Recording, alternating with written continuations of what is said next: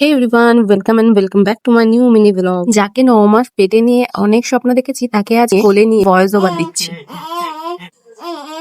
এই যে শুনতে পেলে তো তোমরা, ও মনে হয় ভয়েস ওভার দেওয়ারই চেষ্টা করছিল। এই দিনটা ছিল 15th আগস্ট, আমার ডেলিভারির দিন। রাস্তার প্রত্যেকটা জায়গায় জায়গায় পতাকা উঠছিল আর স্বাধীনতা দিবসের গানটাও কিন্তু বাজছিল।